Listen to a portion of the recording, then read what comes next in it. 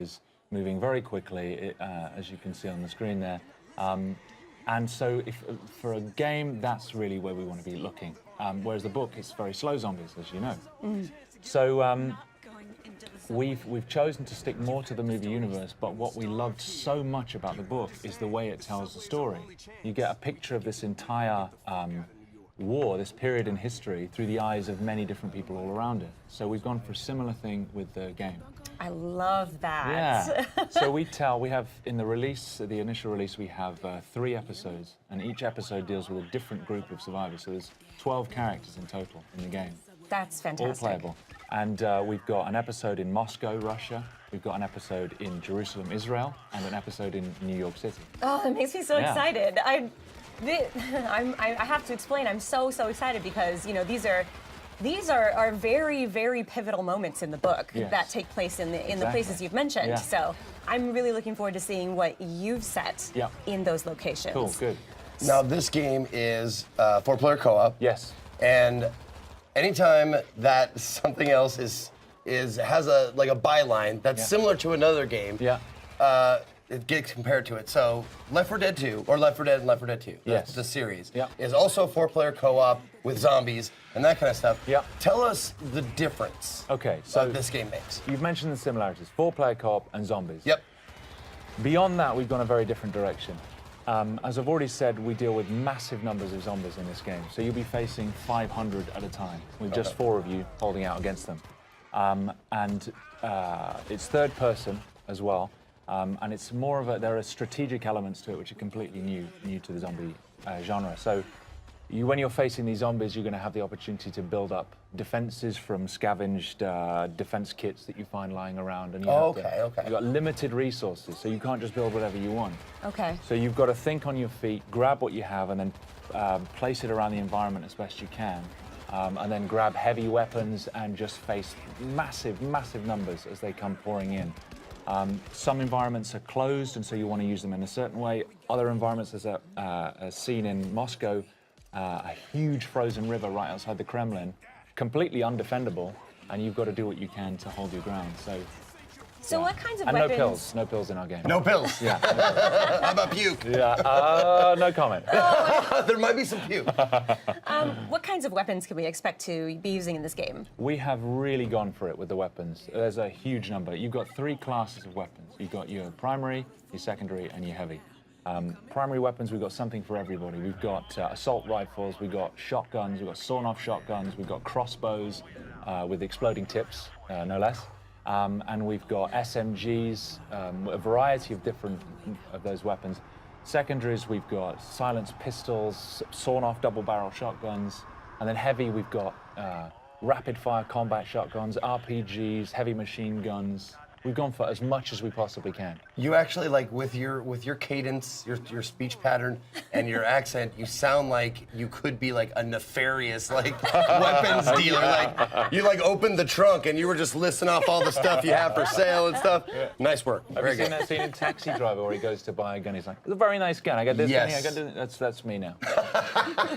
Nice. All right. I'll be Travis Bickle. Okay.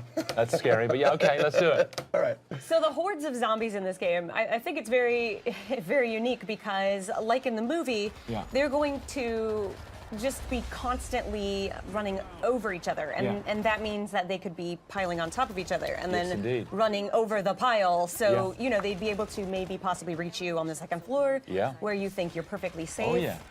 So I think that's a really interesting thing to bring to this genre, especially. I mean, we're pretty much getting used to fast zombies. You can see right there, they're actually pyramiding up now. There it is. Oh my God. And climbing the walls. To me, that is terrifying. If I was playing this game, I don't know. Well, it's great because the guys have put such an enormous amount of work into the physics system that governs those zombies and how they move. And so you're never safe anywhere. There's nowhere to hide. They will climb the walls, they'll climb over buildings. And actually, when we were designing the zombies, we put a lot of thought into the psychology of the zombie.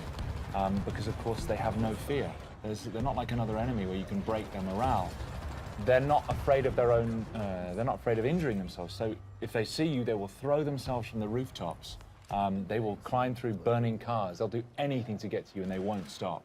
No, that's one of the awesome things that we're talking about before we got on stage here was the zombie AI and Yeah. how they work and stuff Yeah. like that.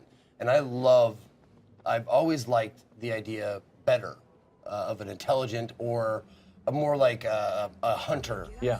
zombie. Also, can we call them Zeeks?